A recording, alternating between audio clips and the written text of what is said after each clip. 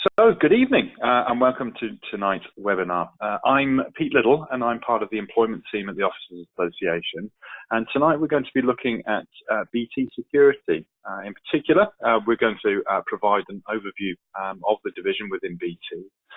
We'll also be examining some of the roles available now and those that are actually coming up. We won't be able to cover them all off because there are a fantastic number of opportunities coming through. Finally, we'll be looking at how BT can actually support you through transition or joining the organisation, and also looking at some next steps as part of this recruitment stream. So I would like to introduce Mark Arscott, who's kindly presenting for us this evening. Thank you, Mark. Thanks, Pete. Hi, good evening, everybody. Just to introduce myself, I am at BT's head of military engagement. I originally joined the company in 1998 as a graduate on the graduate scheme, but I left 4 years later and actually rejoined BT in September 2015. In a nutshell, my job is to manage a program that delivers BT's Armed Forces Covenant pledges. So that's to benefit BT, Defence and the Armed Forces community. And it includes our continuing recruitment of service leavers. We're already the largest employer of veterans and reservists in the UK, and we want to stay that way. I also do, amongst other things, supporting reserves, supporting wounded, injured and sick, and I lead BT's Transition Force employability programme, but more about that later. I originally started work in Openreach, but I moved to BT Security in 2016 and have been there ever since. Great, thank you, Mark. And thinking about BT Security itself, to give a little bit of context here, maybe you could just talk through cybercrime in itself. Just really briefly, the context of this is, put simply, cybercrime is rising at an astonishing rate. It's getting ever more sophisticated. It's run by well-organized criminal gangs, involves terrorists, nation states, and the occasional over-enthusiastic teenager. And when it goes wrong, it costs businesses a lot of money, a lot of time, and a lot of resource to sort out. And this slide shows a couple of some of the figures, some of the astonishing figures that we see. And next slide. So security is a multi-billion-dollar business. It affects all sectors. It's hit a number of well-known companies recently, as shown on the slide. But it's not all about technology. A lot of the threat actually comes from the people who work for us or those who we do business with. So for BT and for our customers, it's an intrinsic part of doing business. So actually looking at BT itself within this area, maybe you could tell us about what BT Security is. So first and foremost, BT Security is here to protect BT and BT's network. BT handles an enormous amount of data, about 1 terabit per second through our network. We're seeing 600,000 events per second. BT Security and the team within Protect BT protects the company and our network from over 125,000 cyber attacks and 7 priority 1 incidents every month. We're investing millions of pounds into security research and development. We have registered over 100 patents and published over 100 research papers. But by protecting BT and our network, we also protect our worldwide customers.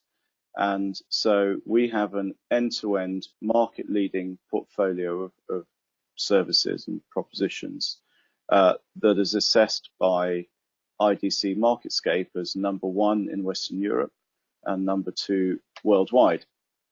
And what that means for us is that security is a competitive advantage for our business. It sits behind our services, it drives our brand, it's a massive differentiator for us with our customers and with our potential and current employees too. So we're in 180 countries across the globe. We support some of the world's largest companies, nation states, and critical national infrastructures. And we have a unique perspective on the cybercrime that's going on. And this frontline position means we see how and where attacks come from. And we're constantly watching, learning, predicting, and responding to the latest threats to protect BT and our customers. We've got 2,500. We've got 2,500 experts, and we're looking to grow that. I mean, what strikes me here, Mark, is very much the scale of this, and the fact that it's a global reach within this, and just the size of everything we're talking about here. And I think that's a little bit reflected in the actual career options within this as well, of just how broad their career options are across BT Security. Certainly. So currently, if you looked at our career site right now, we have 119 security roles available worldwide. 39 of them are in the UK. And over the next few weeks and months, we will be advertising dozens more at lots of different levels. Currently, the roles we have are in operations, in network architecture, technical assurance, IP design, software engineers, but also in sales and product and portfolio management. And that's that really broad range of roles is great, I think, for the armed forces community, who can bring a lot of experience and skills to our business. Absolutely.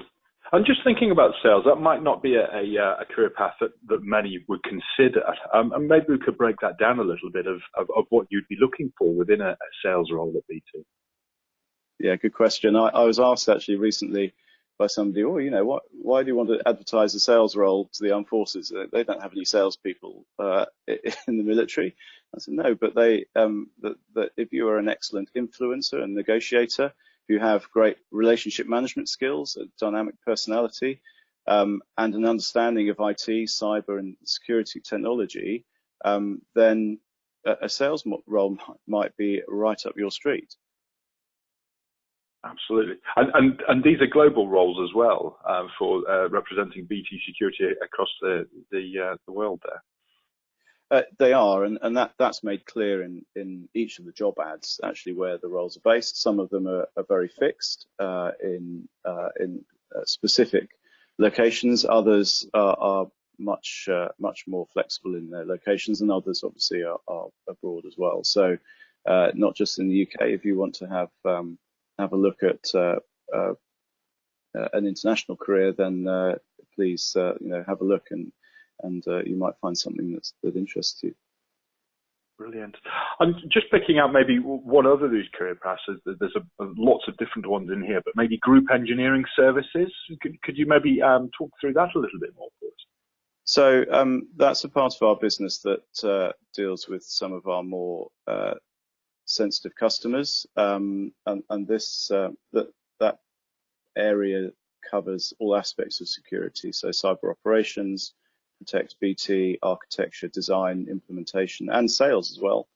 And because of the nature of some of those customers, people who hold or are able to obtain and keep a high level of security clearance are particularly interesting to us. But that's only one of the parts that if you don't have a high level of security clearance, then that shouldn't put you off. We've got plenty of other roles that don't require that. Yeah, I'm thinking about the roles as a whole, because there are some sensitivities, and apologies for pulling out one of the most sensitive ones there, I guess. But because of that, there's only so much we can cover off this evening. But there are routes around that, aren't there? Well, certainly, if we go on to the next slide, actually, that might be worthwhile in terms of talking about next steps. We run a program called Transition Force, and have done for the last 6 or 7 years, that provides what we call buddy mentors, who are volunteers from across our business who are willing to give their time and their expertise and their insight to help armed forces people find the right job and the right career for them. So you can see the link up there, which is btplc.com/transition force.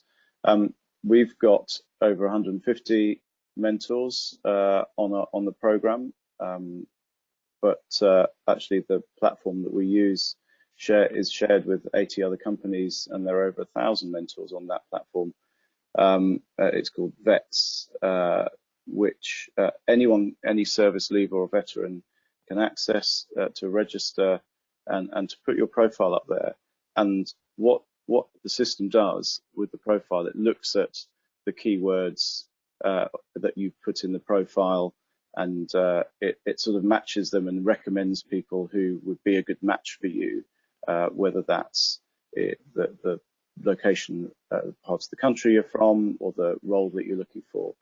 So the richer that you make your profile, the better the recommendations will be. But that doesn't stop you browsing through any of the mentors.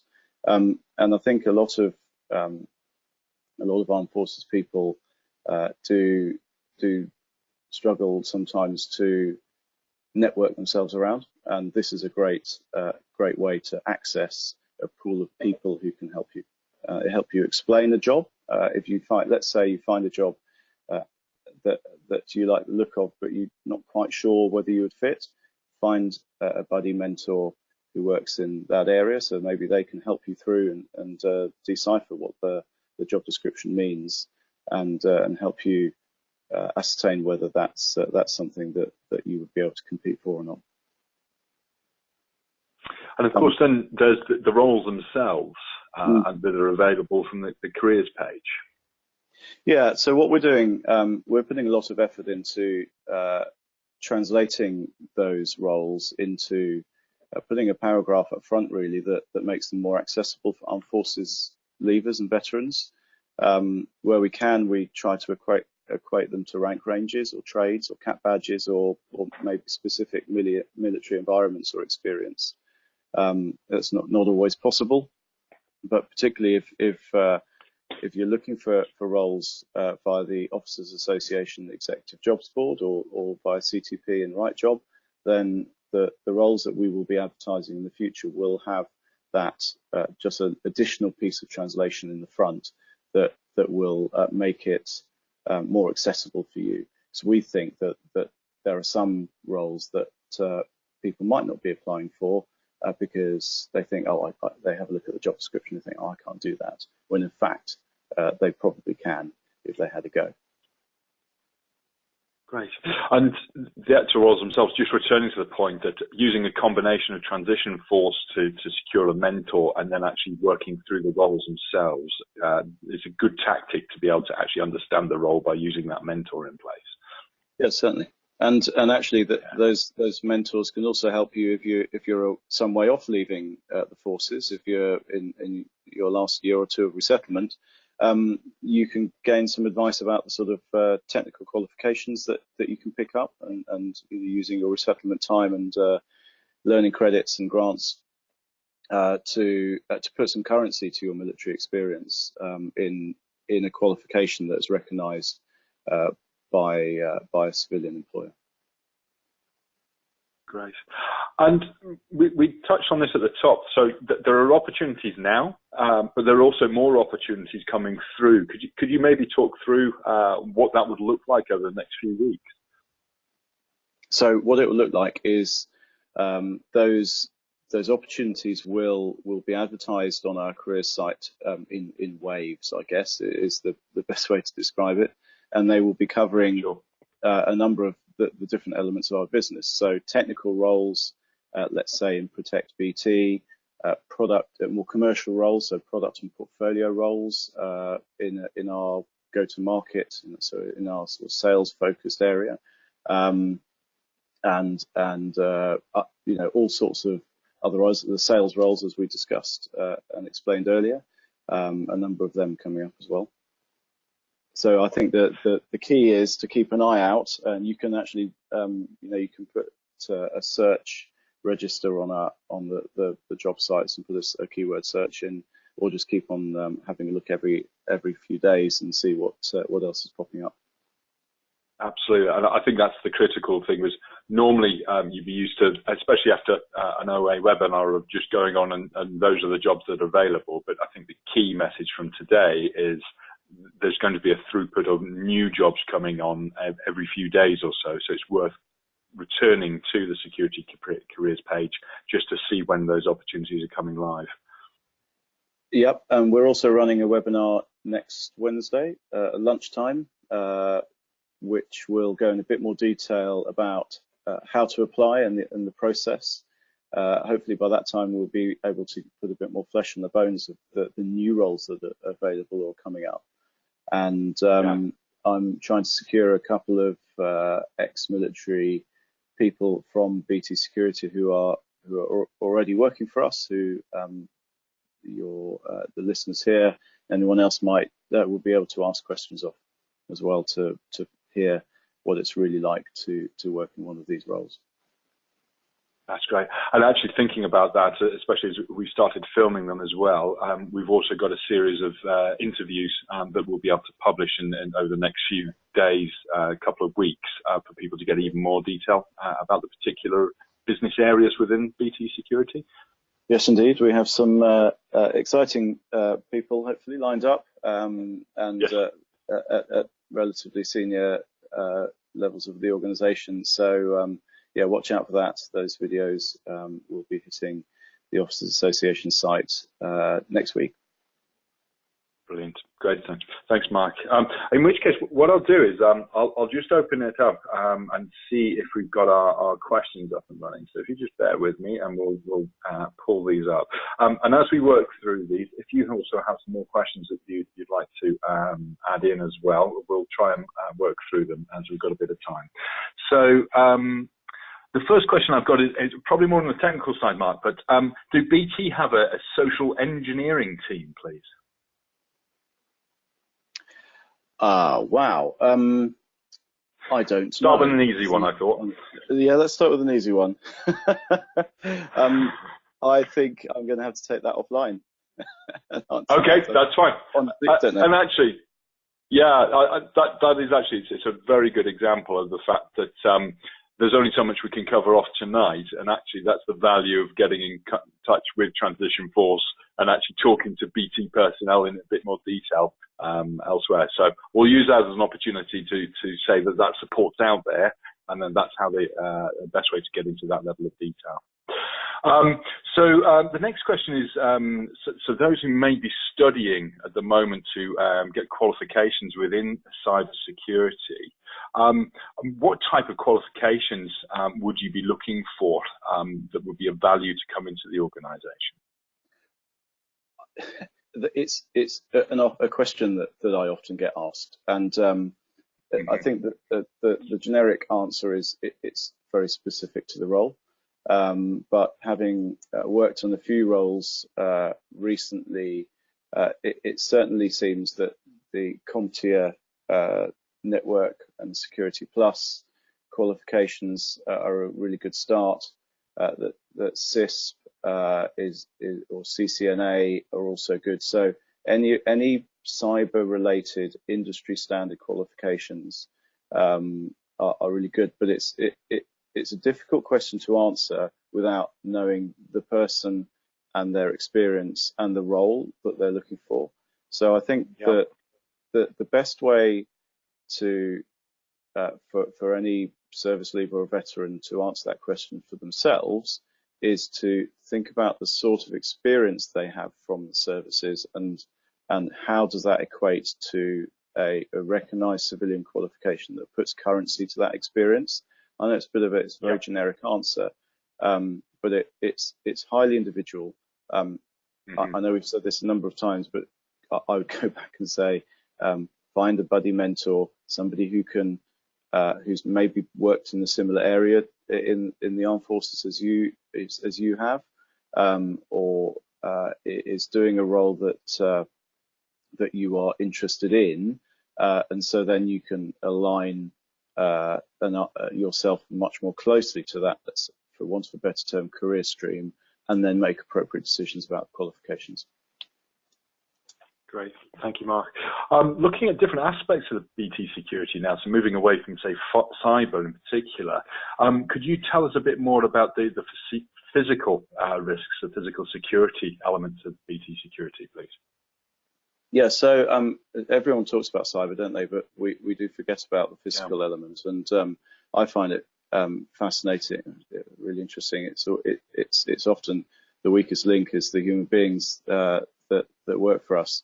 So we do have a capability and teams within the organisation who look at protecting BT from a physical point of view, protecting our sort of 8,000 buildings that we have globally, implementing measures to protect our assets, our people, our buildings, our network equipment, down to the information that we store on physical media. It's all about preventing unauthorized access to BT's estate, basically. Even down to individual employees within BT, we're very it's drilled into us and regularly reminded that you must wear your company ID everywhere you go. And if you see somebody who hasn't got a visitor's badge or a company ID, you challenge them. We're always looking out for that physical aspect as well as the cyber stuff. Yeah, and looking at the broader element as well, we looked at different elements of the security careers that are there when we were talking about the sales, the group engineering services, product and portfolio. Would it be good to just talk through some of the kind of common job titles, kind of common roles, just to give everyone a flavour of where they might be able to fit in that? An obvious example would be a project manager, but are there other job titles that might leap out just to allow people to see where there might be a fit for them? So I think the best answer I can give to that question is talk about maybe the different levels that we have. That'd be great. So we recruit, we have entry-level programs for apprentices and for graduates, which are open to anybody who's appropriately qualified for that. But in what we call the experienced hire space, we generally look at different levels, starting at being an analyst, and so that's maybe somebody with a few years experience and starts their career. The next level up will be a specialist with maybe 3 to 5 years experience in their particular area, and then a senior specialist going the next level up. And then above that, you would have a head of, so somebody who's managing a team of analysts, specialists, and senior specialists. And above that, in the organisation, is a general manager. So I think that's often there are clues in the job titles or in the job descriptions about those levels. And we have done a little bit of mapping of those job levels against military ranks, but to be honest, it's much better. It's much better to look at a particular role and then try to dig into that. And if you're interested in a job, and then try to talk to your mentor once again about whether that you're looking at the right level to go into a business. Great. Yeah. So considering those entry points, that's where you can get a very good steer from those mentors. Yeah. Brilliant. Yeah. Moving more into terms of geography here. Talking earlier about BT security operating in 180 countries across the globe. But within the UK itself, where are the roles generally concentrated? Are there hubs to be considered, or is it broadly across the UK that we should be considering?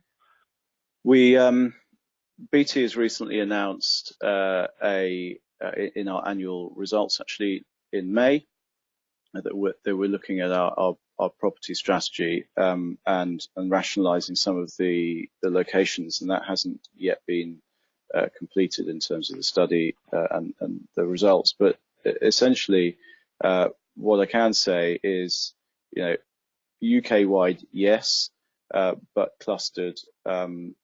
If you draw a line between Bristol and London, so Bristol, West Country, Swindon, London, we have Adastral Park in Suffolk, Ipswich, which is our big R&D hub. We have offices in Leeds, in Scotland as well, in the Midlands and the Northwest. So we are pretty nationwide, and as I say, it's all about location, isn't it? And some of our roles, as I said, I think earlier in the call, some of them are fixed to specific locations because of that role requirement. Others can be based in a number of different offices because they require flexibility to move around the country and to see clients or go to internal meetings or whatnot. Sure. And that's detailed in the job descriptions anyway, the actual base of location? Yes, it will be, yes. Yeah, great. And what about options for remote working? Yeah, so what's great actually is when you join BT, you're given a laptop. Everyone has a laptop, and it just works. It's brilliant. I'm coming out of the MOD, where things are maybe slightly or used to be a bit more clunky. The connectivity of the laptop, wherever you're working, it's the same. You don't see any difference whether it's fixed or mobile or in office or elsewhere. So flexible, the ability to work flexibly and the requirement to work flexibly is always there. I believe that part of our property strategy and part of our company strategy is that we will be asking people to be in certain offices more and more. But that's the job description will outline the sort of travel requirements, flexibility, remote working requirements that each job has. That's brilliant. Thanks, Mark. And ironically, the person who asked that question is now offline. So I guess they're working very remotely at the moment. So maybe they need to get some new lines in up there. I've got one more question, unless anyone else would like to submit one. And if you don't mind, I'd like to return back to cyber from whence we began. And just want to get your thoughts on the value of military cyber exercise experience. And if that's actually translatable and relevant within BT. Yeah, absolutely. So we're quite closely involved in some of the cyber exercises that the military run. So if you have yourself experience in being involved in those, then certainly we'd like to hear from you. Thanks very much, Mark, for your time tonight. Pleasure. Thanks, Pete.